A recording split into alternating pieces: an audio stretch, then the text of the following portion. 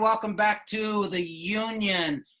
We are real lucky tonight. Obviously, you've seen me wear this hoodie before, so we got the boys from the Real Outdoor Experience, Carlin and Ian, with us tonight.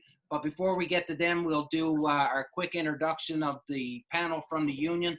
Unfortunately, tonight there's no Ryan. I had some unforeseen circumstances pop up in the last couple of minutes just before we started to go live. So no Ryan tonight, but I'm sure we'll get by.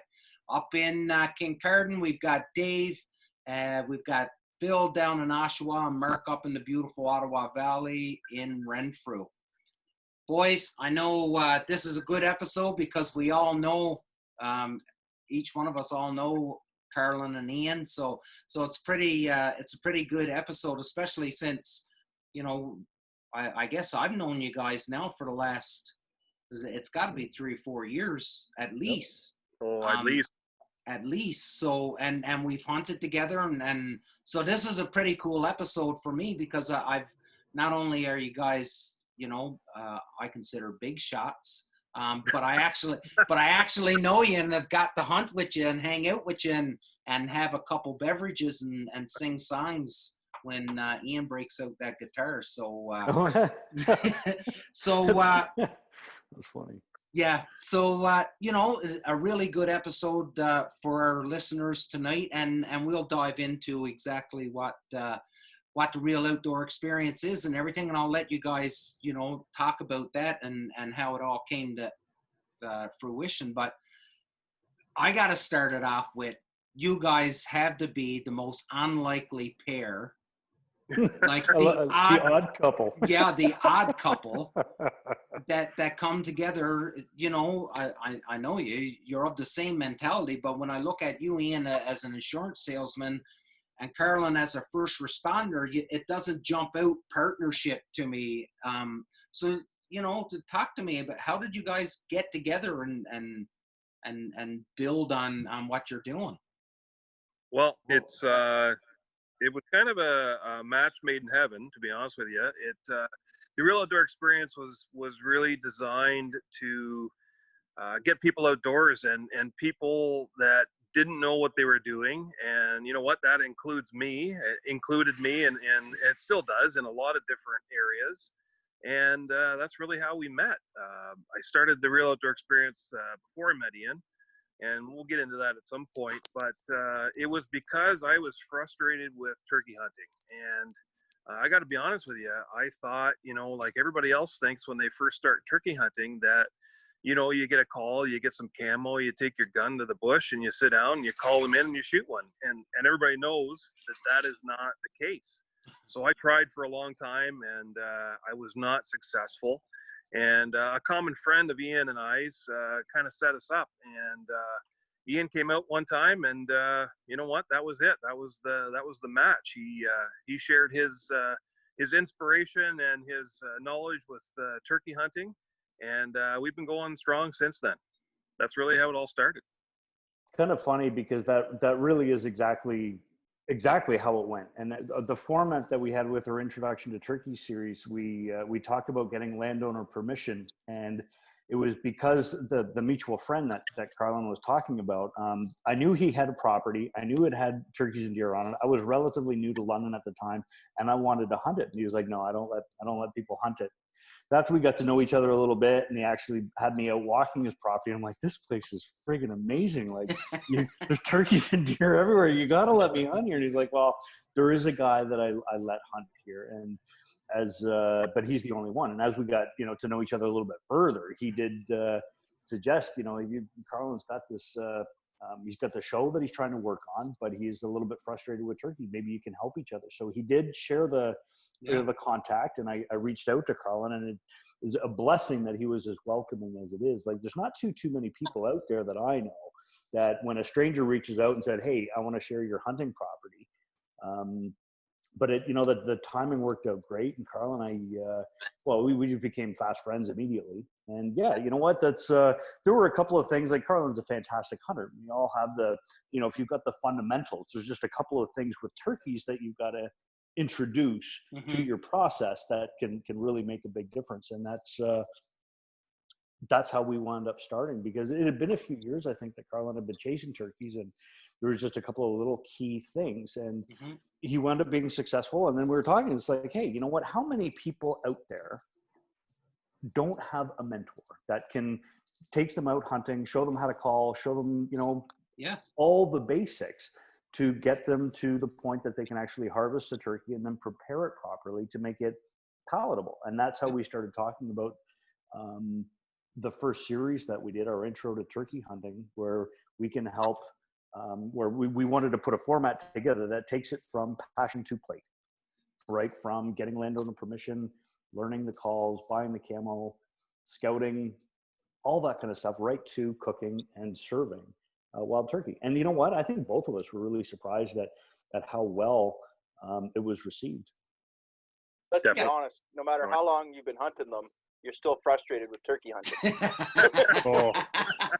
Especially this season. Ask Philly. Yeah.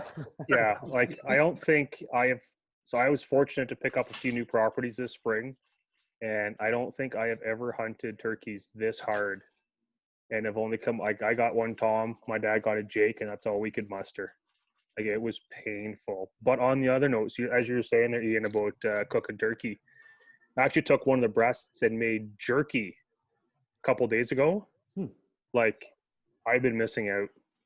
It was by far, like, I usually jerky all my geese.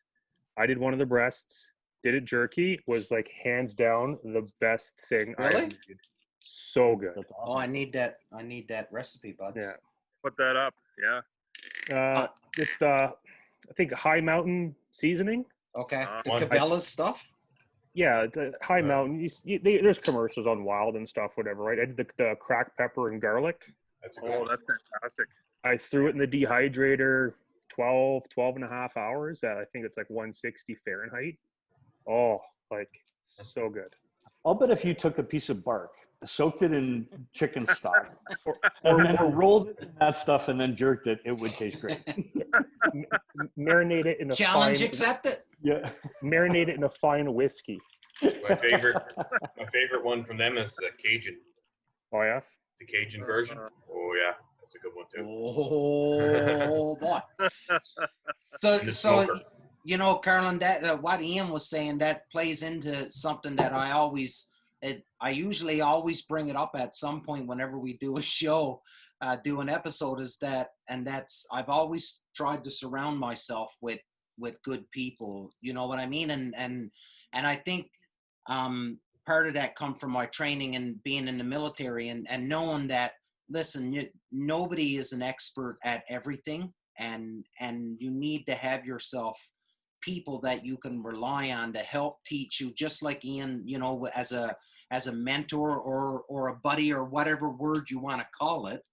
But it is so true that, especially like turkey, like, yeah, they are a frustrating animal. And it's only the people that don't turkey hunt that say, well, it got to be easy to shoot them. They're all over the place. Walking around city streets. Yeah. Yeah. But yet you go out in the woods and you're ready to smash your face off a tree. So, you know, go for it. It was a weird thing because, you know, I've been hunting my entire life with my dad and his buddies and groups of people that I've met. And a lot of people are critical about what you do, how you do it, what you use, so on and so forth. But when it came to Ian, and this is really what kind of solidified our whole relationship, is that he was so encouraging, and he gave, you know, the right tips and just kind of coached me through the whole thing. And that kind of, I had that in the background for the idea of the show the whole time. But as soon as I met Ian, it was like, wow, this is a no-brainer. This guy's got it all. He's awesome. a great hunter, a great mentor, and he knows what to do out there, So the partnership for us was, like I said, it was a match made before we even made it. It was just simple. You know what's kind of funny is that no matter how much you think you know about turkeys, it's they will frustrate you. And I have never had a more frustrating turkey season than this year. So being down in New York and hunting pressured birds, brand new spots where you don't have permission on a bunch of properties. So you're literally starting right from scratch. Mm-hmm. And I got schooled. Really? I had one close encounter with a Jake on the second day, and I let him go. He was gobbling and strutting, and he had just a tiny little beard. And in the back of my mind, I'm going, okay, I know that 3 inches is law in Ontario. I don't know what it is here. I read the regs, but I couldn't at the time recall what is the actual rule. Mm-hmm. And anyway, I wanted to shoot a Tom. I didn't want to shoot a Jake, so I let him go. Wound up being the only close encounter I had all season. I watched Toms in a field, call to them. They would gobble and then turn around, run. I had turkeys come out from around a point and look down into where they could see my decoys, turn around and just hoofing it away. Never been in a situation like that. And that's the last week I started hunting them like deer, where I didn't use decoys. Decided, you know what, I'm just going to try to catch one passing by. And that's probably the second closest I came to actually getting one, but just out of range. And frustrating. Yeah, Dave had birds all around him, and he's trying to get his dad and his son on his first bird, so he had it frustrating. And then Mark, same thing. Mark done his last one, no decoys. Said, I'm not taking decoys. Yeah. No calls, no decoys, and was successful. Dave, and Phil probably had just as frustrating a season as what you guys had.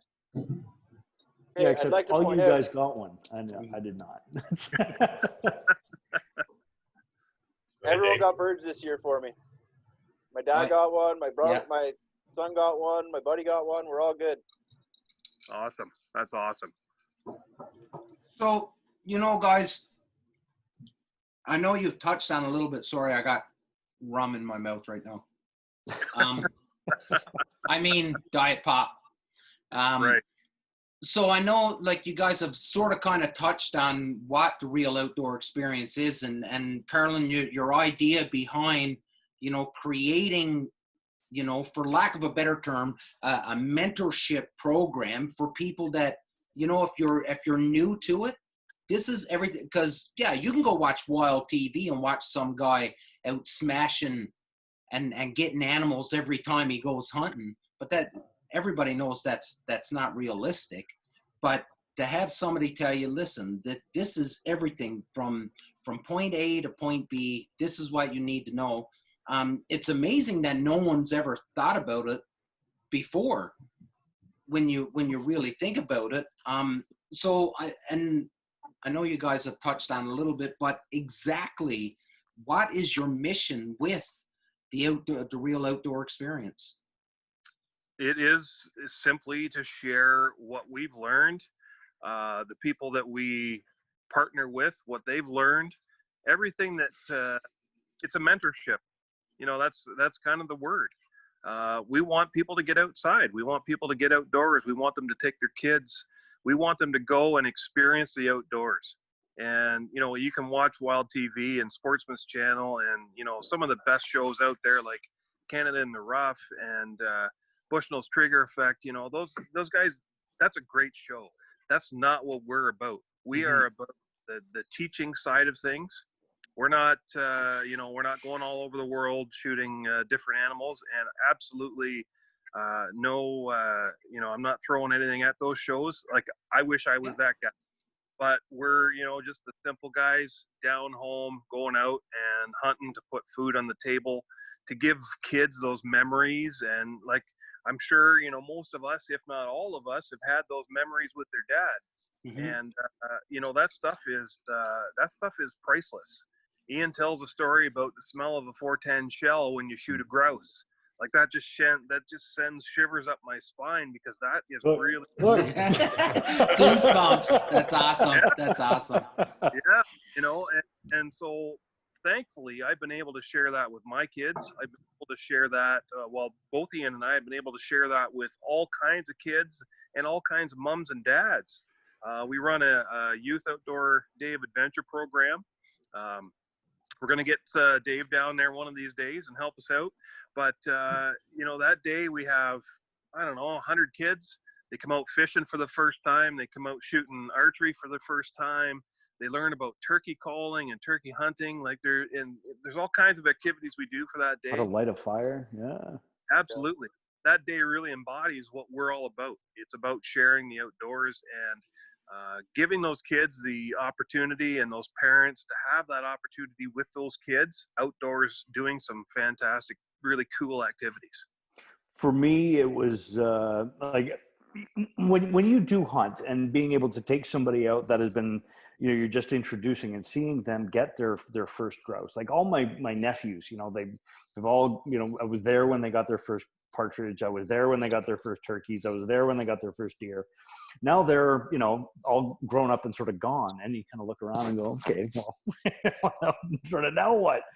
But, being able to paying it forward and being able to, get more people involved was it wasn't something that I started out with an idea as like, this is what I want to do, but it really did wind up scratching me where I wasn't realized I was itching. And that's, when you think about how many people do live in maybe a condo development in downtown Toronto that crave the outdoors. Yeah. They want to go out. You can watch, all those TV shows that just show the kill shot or show somebody reeling in the fish. And that's not real. That's not real. That's absolutely right. And that's why it is the real outdoor experience. And that was starting more too, just giving people a baseline about where to start. You want to be an archery hunter? Check out the Archery Hunter for Beginners. Yeah. And it takes you right from, again, passion to plate. Right. My passion it winds up being more on the processing and the actual cooking side of things, because it drives me insane when you hear people, oh, I tried venison and it tasted like a boot. And it's like, you know what? That's because it was either dealt with improperly in the field, it wasn't dealt with properly on the butcher table, or somebody screwed it up on the grill. You can take a very old, mature whitetail that's just been eating twigs, and he's going to taste awesome if you deal with it properly. So, and that's where, I can actually bring some of my passions and my interests and say, hey, you know what, this is how to actually do it. So it's been fun. It's been a really fun ride. And the different approach to it, I know, like Carlin and I have kind of talked about it a little bit, but I was really surprised when we went to Vortex and said, we're going to need a little bit of help here. This is what we want to do. This is what our target market is. And we know we're not looking for money or anything like that. But when we talk about optics, we want to talk about the optics that we're currently using. We've only ever been Vortex guys. We'll never go to a company and we're not gear whores. We don't want to say, give us one of these, or, we'll highlight this for you. It's like, no, this is what we use. And I, on the other hand, would gladly take Vortex gear. And the same thing with Mossberg, though. Like Mossberg, like everybody's got an old 500 sitting in their gun cabinet that's still knocking ducks and geese down, because they just keep on going.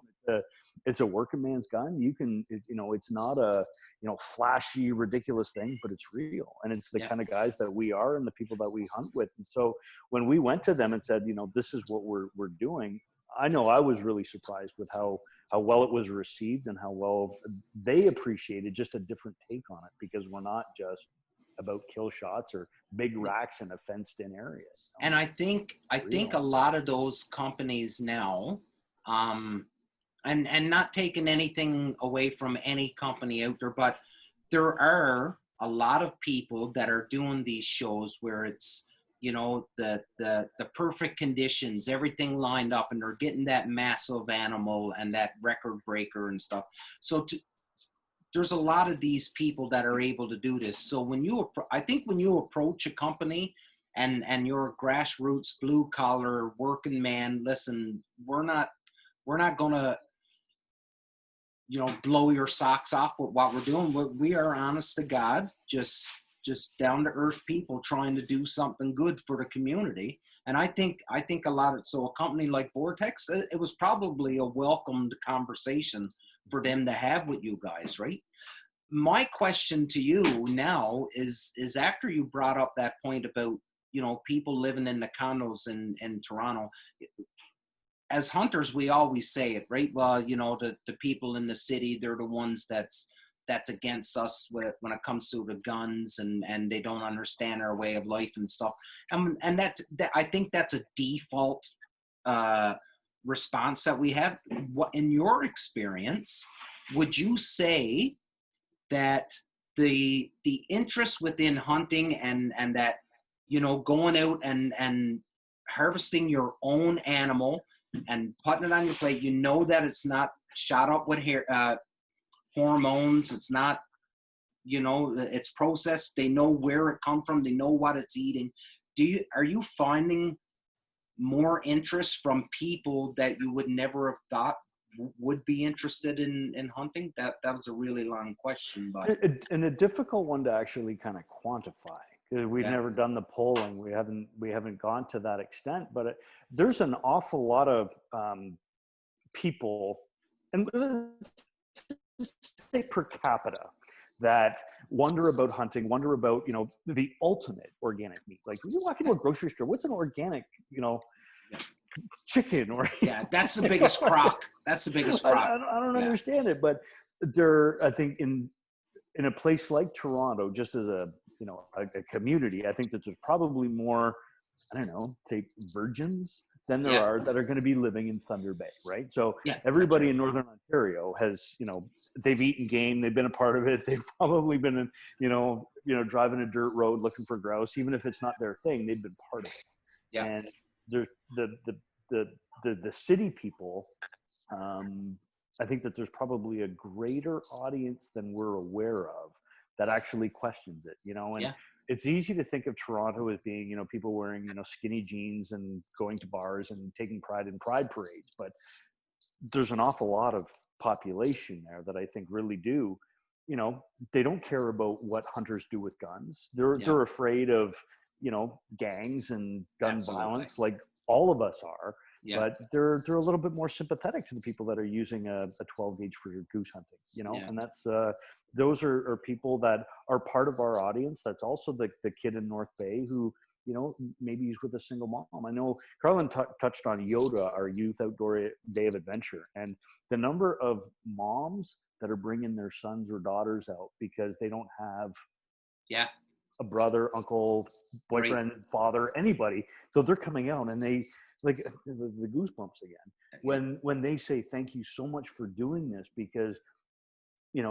Johnny is interested and we don't know how to do it. We don't know how to get them involved, and this does give a place to start. It's awesome. And you know what, Yoda is all Carlin. That's his brainchild, and that's the amount of days a year he spends devoted to that day is awesome. It's a great day.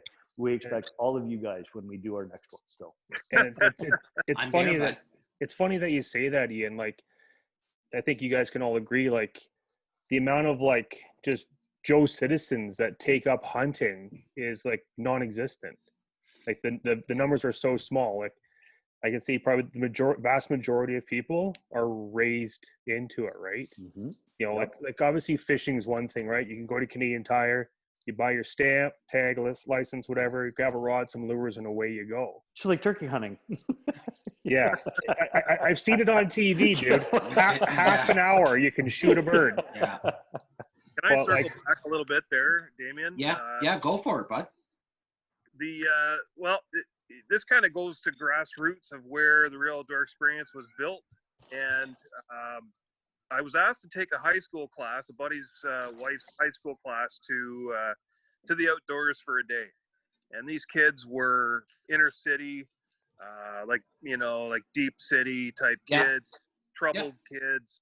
The class was a bit of a mess, and I took them to just a local conservation area for the day. Showed them some, random tracks that I could find, some edible plants. Took them on a little hike.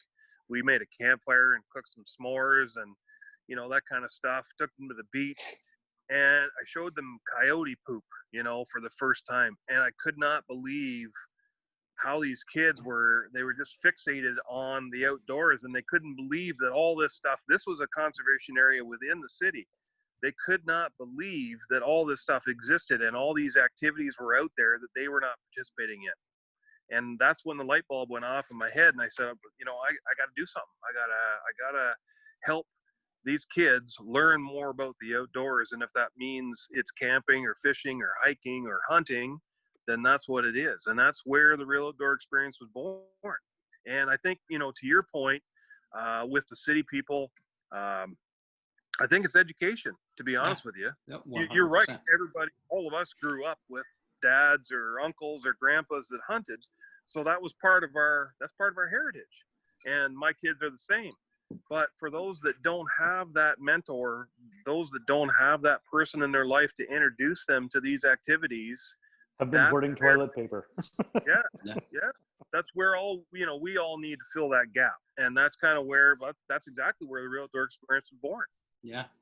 No, it totally makes sense. And in a past job that I had, one thing that I guess was eye-opening for me was on a daily basis, I was dealing with suit and tie and very white collar. But, when a bottle of beer got cracked open, they thought and acted 100% exactly like me. They just choose a different profession than I did. Do you know what I mean? And it was really eye-opening, because I don't know why I thought that these people, white collar, had no interest in hunting or guns or anything like that. But I was really, really surprised, and how knowledgeable they are on a lot of things that I wasn't as knowledgeable on. So yeah, I think their product or environment. Yeah. So if we don't have that exposure to the environment, obviously we're talking about the outdoors environment this time, but if we don't have that exposure to the outdoors, then, it's not something that's going to foster those feelings and thoughts like we all have, that it drives the passion, for us to get outdoors and do this stuff. Yeah. Because it's not, we all know it's not easy. One of the points you made about, us being kind of an odd couple, Carlin being a first responder, me being an insurance guy, it's a harsh reality there, is that we would probably all love to, do what we love to make money, but you can't make money hunting and fishing. No. You can spend a lot, though. Well, right? Yeah, no, and that's yeah. I've thought about it and looked at it and tried so hard, but at the end of the day that I can't. That's right. Insurance is just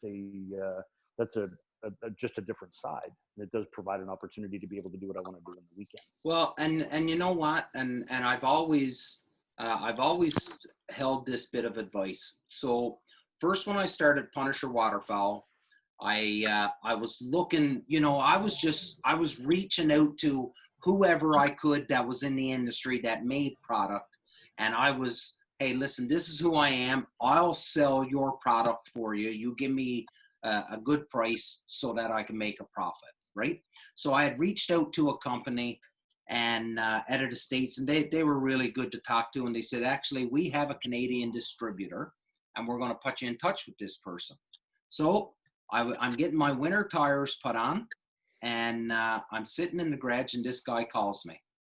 And we're chatting, and he says to me, he says, Damien, he said, I got to ask you. He said, you're starting a waterfowl company. He said, of all hunting things in Canada, waterfowl is probably the least popular of the hunting. He said, what made you think waterfowl? And this man owns a very successful outfitting racket, right? And he had said, what made you? And I said, you know what? I said, I love hunting, and I love hanging out with my buddies, and I love being silly and doing, and that's what it was. And he said, well, buddy, he said, I'm going to tell you, and I've always held on to this. He said, I hope that in 10 years, you're very, very successful in your business. And you and I meet at SHOT Show in Las Vegas. and I'm going to shake your hand and I'm going to say, how much hunting are you doing now? He said, because I can tell you that I never hunt anymore because I'm always doing business. He said, I'm in the business of hunting and I never hunt. And I've always held on to that. And as much as we work to build the brand, it's never the end goal to be that this is supposed to be the be all end all for my family to survive. Because I think if that's the end goal, I'm truly going to miss out on what started this whole idea. You know, that's yeah. Sorry, go for it. Sorry to cut you off there, brother. We spent some time with our good friends Kent and Dean from Bushnell's Trigger Effect last September in Manitoba. We were waterfowl hunting out there, and what a fantastic trip that was. Oh, I bet. But those guys, like, I was, you know, I never thought that I would leave the fire service to do a hunting show. And if there was any kind of thought in my mind that was to happen, those guys put a rest to it. Those guys work their asses off. It is incredible how much time they're away, how much doing, even while we're out hunting, they're on the social media all the time. It is a daily grind for those guys. So my hat's off to anybody that makes a living in this industry. Yeah, that's a good point. And that's I think something that'll. Oh, sorry. Go ahead, Mark. I've been talking enough. But it's almost like you need to be a millionaire to start, and you just pay to go hunt with all these outfitters. Let them do the work, kind of like some famous people we see on TV already. And, you know. Well, there is a really good video by Blaine Anthony, the Bear Whisperer, and he talks about if you want to have a hunting show. And he goes through all of that stuff. You know, either you're going to give up everything and, you know, give up all your money, or you're a millionaire to start off with. So if you're thinking about starting a hunting show, watch Blaine Anthony's video, because it's truth. It really is. Well, it's funny they say if you want to be a millionaire as a duck hunter, start off as a billionaire. Very true. Yeah. Right? Yeah. Very true. Yeah, because Lord knows we'll go broke and hungry, but we'll have a ton of cool decoys, right? Hey, Yeah. absolutely. You think about the levels, right? So say you got an extra 500,000 disposable, hypothetically. Yeah. There's a hunting lodge on a big property for duck hunting. Right? Yeah. It can always get bigger, more property. I'm buying corn and a water pump. Yeah. So my family and I were in the process now of finalizing on a new piece of property, right? So we're selling in the city, and thank goodness I'm going to get my little piece of heaven out in the country. So it's funny because I sent Mark some pictures yesterday as I'm walking the property. I didn't get all the way through it, but I walked a bit of it, and I don't know how I've lived so long without being able to just leave my house and walk through the woods. That's how I grew up.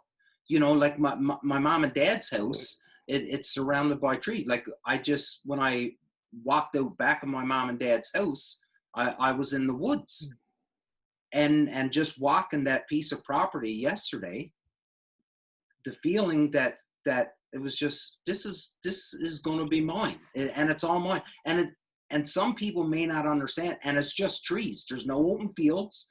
I'm buying 25. I got a house with 25 acres of trees.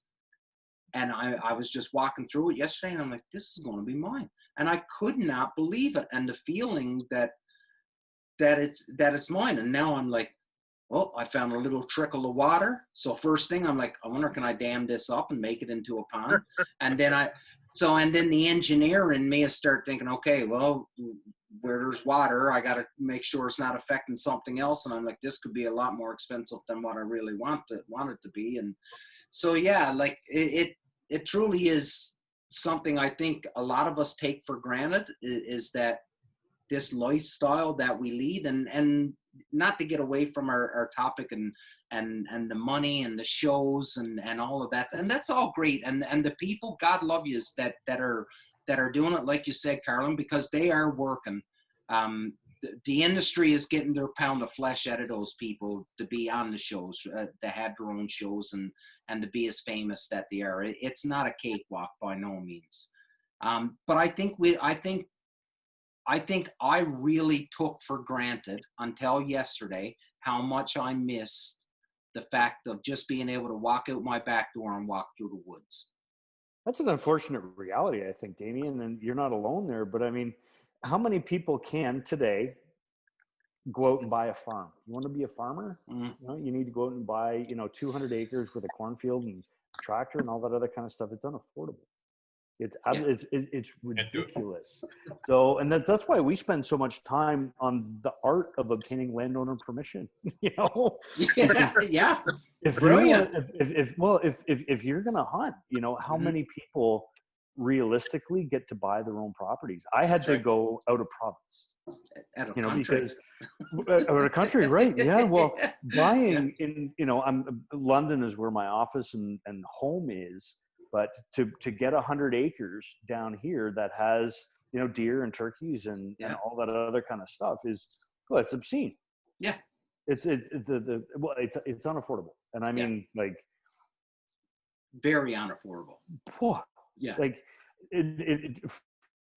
To be comparable, I'd have to go, an hour, 2 hours north of New Liskeard to get, what I wound up finding in upstate New York. But,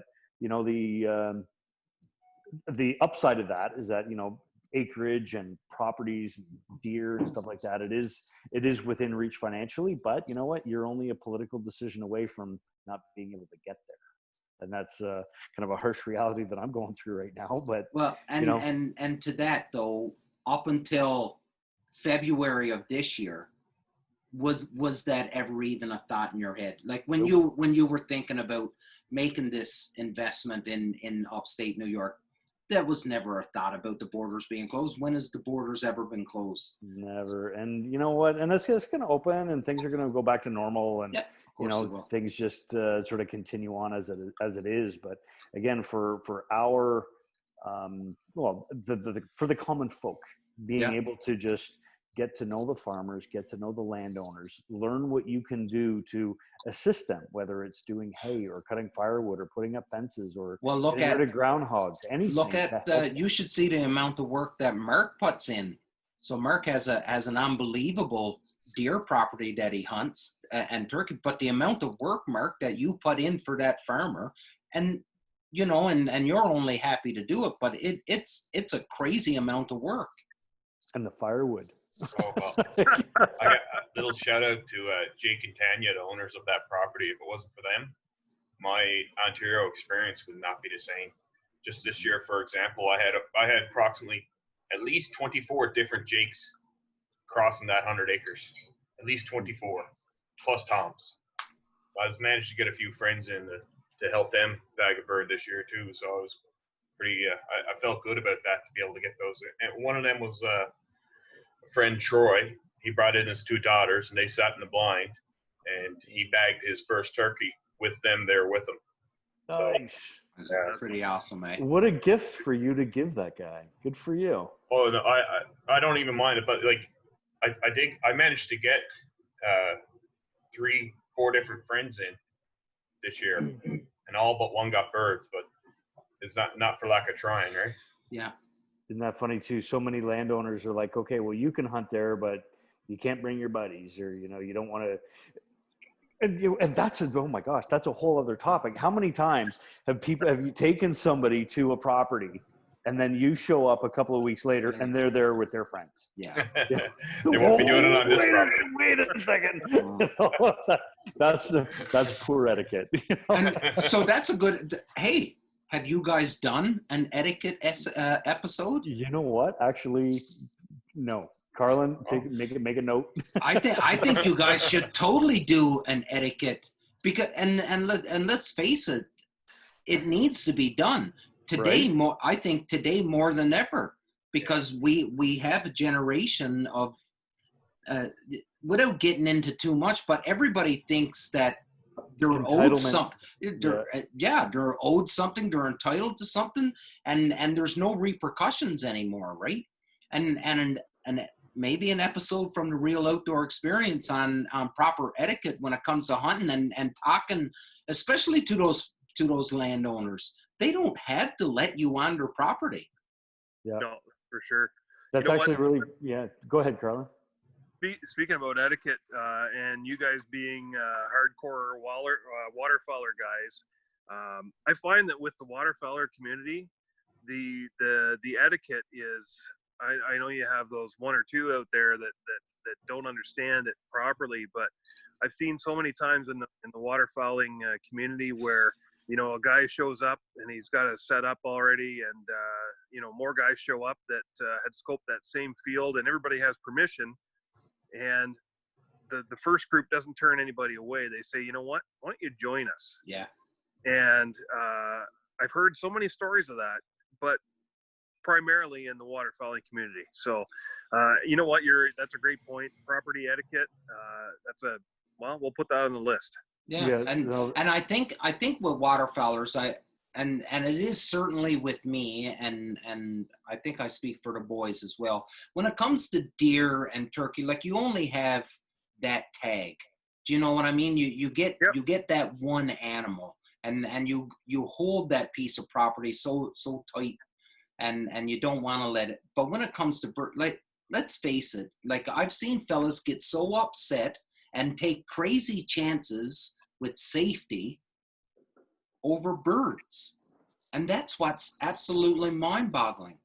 It is just a bird, and if you can walk in and listen, I've been in situations where the people that have come in on site, they haven't been pleasant, and we haven't asked them to join us because they were jerks right from the start. But if you're a pleasant person and listen, yeah, more guns, more laughs, more birds down, like, it just makes sense to me. But I don't know. But I'm not a deer hunter either, so I like that kind of stuff. I'm totally inexperienced. But you got 25 acres of bush? Yeah. Okay. Yeah.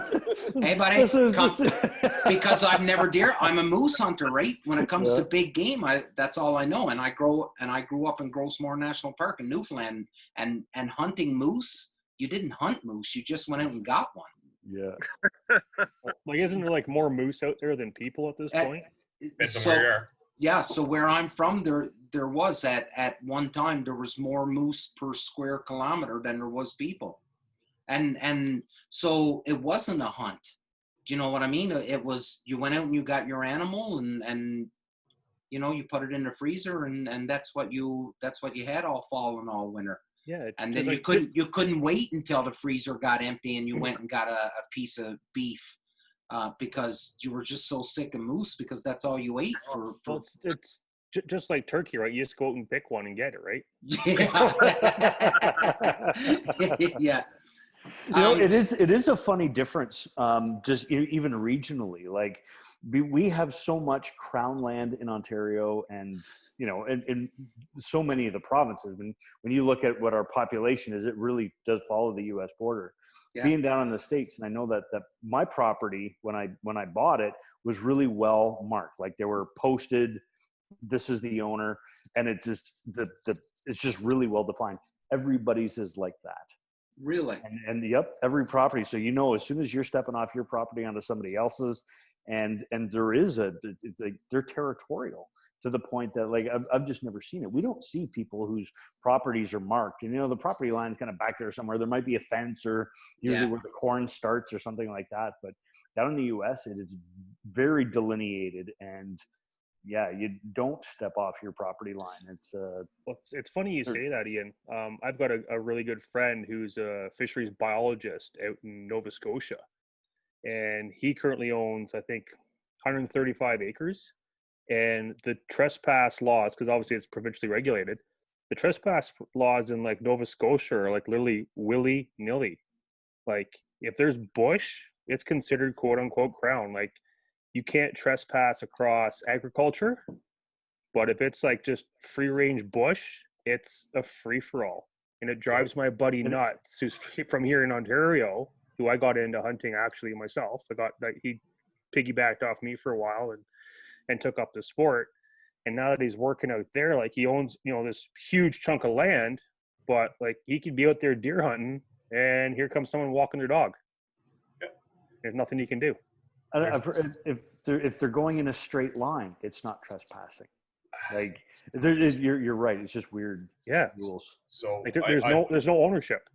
Yeah, I've lived in Nova Scotia and I've hunted in Nova Scotia, and the rule on that is you cannot post your property for no hunting and hunt on it, because then you're creating a sanctuary for your own hunting, and it's actually illegal in Nova Scotia to do that. That's actually the same in Ontario. Yeah. Is it really? Yeah. That's the same, but that's why we've got the red dot, which is hunting, which means hunting with permission only. If you put up a no hunting sign, nobody's allowed to hunt there. Really? I didn't know that. I've heard Ryan have said on this show before that he thinks the most pressured area in Canada is Southern Ontario for hunting. The Ottawa Valley. Yeah. Yeah, and the Ottawa Valley, yeah. Well, there's other areas. Depending on your quarry, I suppose. But I know property down here, you can't get permission to hunt the property. Like, it's either already taken up by someone. Like, I've been in London now for going on 8 years, and the properties that we can hunt on, and are few and far between, because people are already hunting it themselves and they don't share, or they're anti-hunters, or they did something. They let somebody hunt it a bunch of years ago and wound up with trucks through their fields, or somebody left beer cans out, or they just don't want to bother anymore. I want to go completely off script here and try and figure out, Ian, when are we going to go to upstate New York and have just a big old hunt, and we can just and just go have a time. Yeah, well, you know what? As in terms of when, right now is anybody's guess. So fingers crossed for all of us. But you know what? It's a deer hunting property for sure, and that's there's so many deer on my property and the surrounding properties. It's amazing. Like, I was seeing on average probably 30 to 50 deer per day turkey hunting. What's the rule with bringing game meat back across the border, bringing it back into Canada? No issue? Problem whatsoever. It's got to be Awesome. It's got to be field dressed. Okay, makes sense. That's it. And you got to have your tag on it to prove that it was harvested legally. That's it. If you process it and bring it back with a cooler, as long as you can show your tags, easy. You got to get your paperwork in order for your firearms. Yeah. But you don't even have to declare a bow. But you know what? Any of you guys, I'd be happy to have you down for a deer hunting weekend. Shared deer hunting. Damien, come and do it. You say you're not a deer hunter? I'm going to hook you. I promise you. I'd love to do it. Mark has told me the same thing. No, you know what? Come on and do it. It's an awesome spot. Absolutely awesome. But you know what? It's not a turkey hunting property. There's there's turkeys there. And, I see a hen come into my field every single day and see her, but the odd tom will come through, and I heard gobbling every day, but there were times I didn't see a turkey. I see hens, but no, turkey hunting. Well, I would never bring people down to go turkey hunting. We can go down and go for a walk. So beautiful sunrises. Yeah. So what's new? So guys, what's new and exciting coming up for the Real Outdoor Experience? I know you guys got something on the hot plate, and something's being planned and something's being in the works. What's coming up, or can you even really get COVID has wrecked everything. COVID's wrecked everything. Yeah, the Rona. No, I'm not even kidding. Like, I hear you. My hair aside, I cut my own hair the other day because it was driving me nuts. But me too.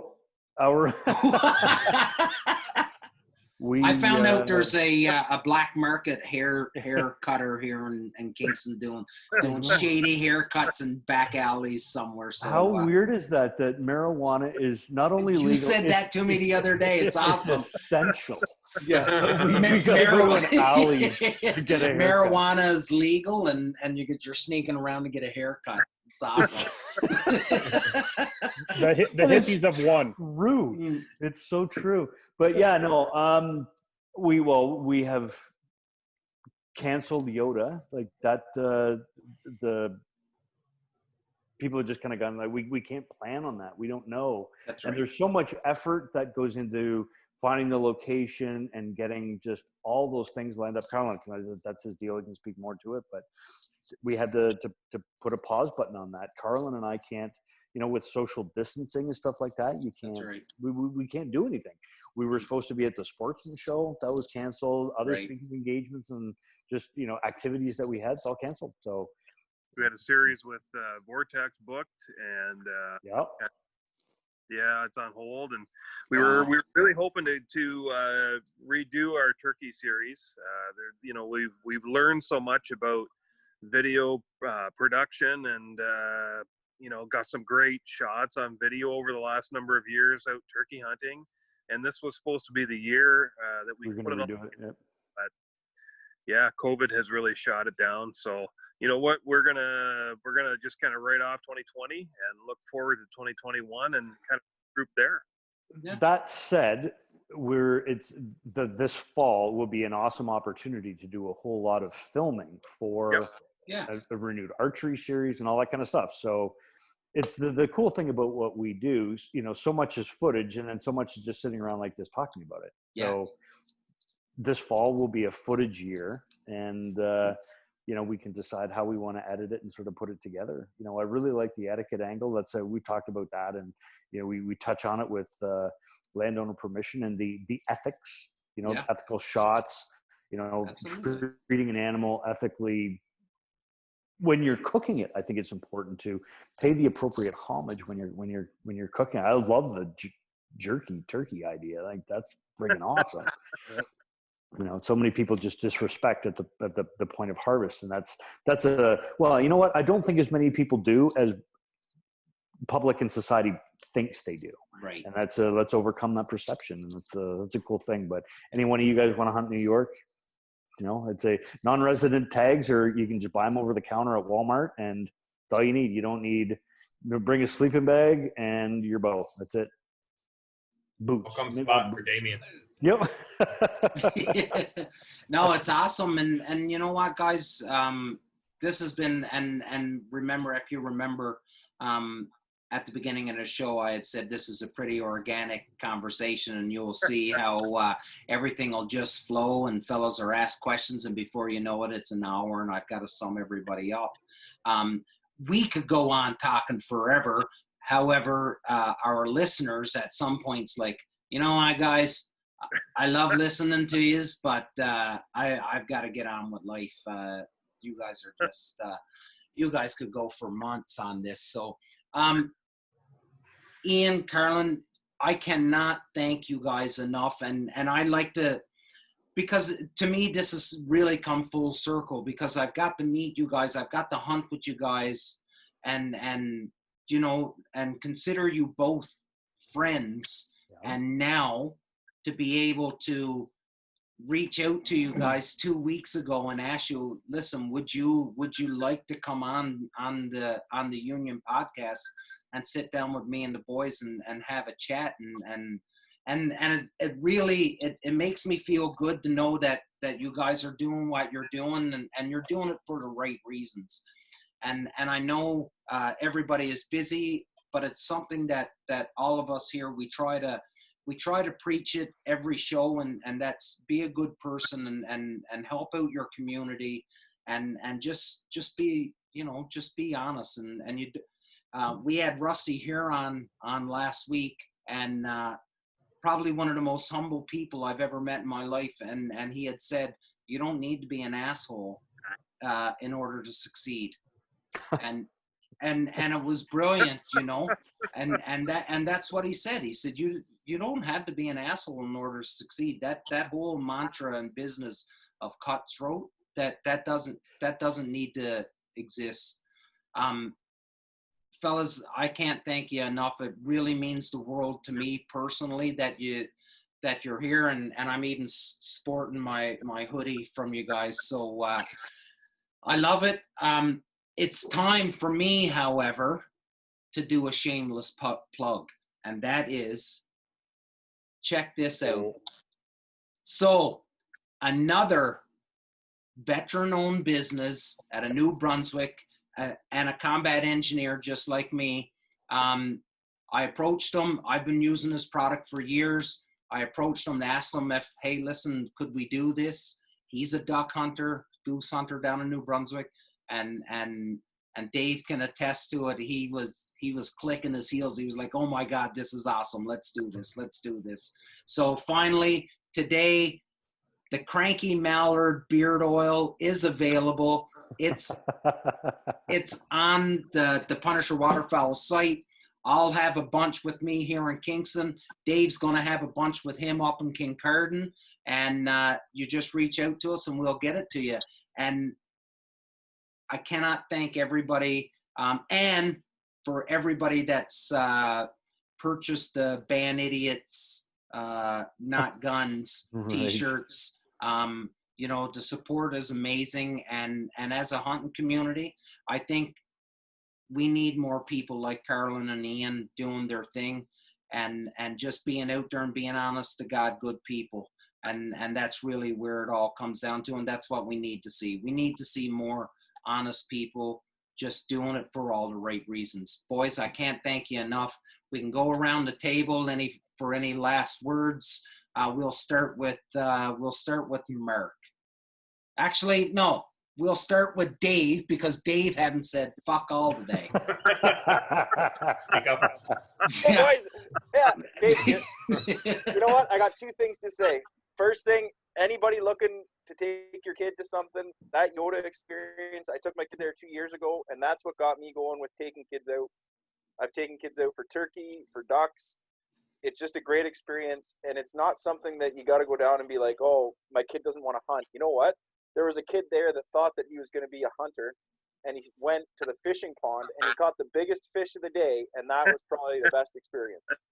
That was awesome. Yeah. Now he's fucked. Now he's it's way easier than turkey, though. So. Just as expensive. Yeah. Second thing I want to say, so yeah, check out the Yoda website. The second thing I want to say is turkey. Make sure you do your turkey report online for Ontario here, boys and girls. Don't want to miss that. Hey, That's good point. Yeah. Thanks a lot, guys. Thanks, Dave. Carlin? Thanks, boys. Appreciate it. You know what? This is really what it's all about. It's about partnerships. It's about like-minded people coming together to get the word out that hunting's not bad and foraging for food is not bad and camping and fishing is not bad. It's all experiences that we want to share with our kids. We want them to grow up and understand the passion that we have in our hearts for all this great outdoor experience. And I want to thank you guys specifically, for serving your country the way you did. It, you know what? You guys don't get enough praise. Really, honestly, you don't get enough praise. I truly appreciate everything you guys did for us and do for us every day in the services. And you know what? Thanks so much for having us on. It means a lot. And anytime you need us, we're there. We're there. Yeah, this has been awesome. And like you said, I wish it could go on longer. One of the cool things about what our passions have led us to is like you guys are all friends now of mine. Yeah. We've hunted together. We've hunted ducks and geese. We've hunted turkeys. And I'd know you to have a coffee with you on the street or to say hi. And I know that if I was in your area and I said I'm here, let's grab a bite or a drink or coffee or something like that, absolutely. I could do that with every single one of you. It would be so much fun. One thing I'd like to leave with your listeners is to remember that you got to represent every time we go outside when you're hunting and bumping into people out in the fields or talking about guns and firearms. Represent and do us proud. And the other part of that is just being pay it forward. Take kids out. Take a stranger out. How many of you have neighbors that are curious but have never really known how to get into the woods? And that's paying it forward is something that we can all do. It's all in our power and it's hugely rewarding. So and very easy to do. Cost nothing. It costs nothing. It's easy. But Damien, you know what? Thanks for having us on. Really dig what you're doing. And like Carlin said, appreciate all of your service and everything you did for us. So anything that I can ever do for you, you just let me know. No, I know, buddy. And there's no thanks required. Philly. Just big thanks to Carlin and Ian again. Like everything that you guys are doing, obviously the big, pushing the youth and, the new people, getting them out there. And regardless of how you embrace it, a little fresh air is good for the soul. Mark. Good to see you guys. Good to see you. Keep cutting wood, Veach. And yeah, you guys are always welcome to come up and in the fall if you want to stop by or whatever, and we could go visit the property, hunt, whatever you want to do. Cut wood. I can always use a couple extra backs, right? Yeah, And, you're not going to get to touch his chainsaw. That's the only thing. That's pretty sacred. He'll give you his gun, but not his chainsaw. That's not true. You know how to operate a chainsaw, I will let you use my chainsaw. If you don't know how to operate a chainsaw, no. But yeah, seriously, if Damien ever goes down, I'll go with him, and I'll spot for him. I'll use the Vortex binos. Just make sure you bring some bird dog back. Yep. Absolutely, buds. Absolutely. Yeah, they got an apple flavor bird dog. Yeah, the peach. I'm in love with the peach, buddy. It's all about the peach bird. Just in case this makes it down to the list, I will take payment from Bird Dog. I'll plaster Bird Dog all over the place right here. If you want us drinking Bird Dog during this show, just reach out because I'll gladly do it. Boys, thank you again. This is awesome. I love the laughs. I love being able to be real with you guys. And Carlin, Yes. You always use that. You always say keep it real, and I think that is a very, very good and appropriate saying to use, especially when I'm talking to you guys. And I love you all. You're good friends. And Ian, just give me 24 hours notice when you're going to be in town, buddy, because I think I'm going to need to book off 24 hours if you're here. Guys, thanks so much. Keep it real, fellas. Yeah, keep it real. To our listeners, guys, thank you so much for continuing to listen to us and follow us and by now you've got it. We're not here to try and wow you with flashy lights or big names or nothing. Just honest to goodness, down to earth people that enjoy one another's company, and we absolutely love just talking hunting. So please stick around. These Union episodes are gonna continue right up until the beginning of duck season, because I'm not doing this once duck season opens.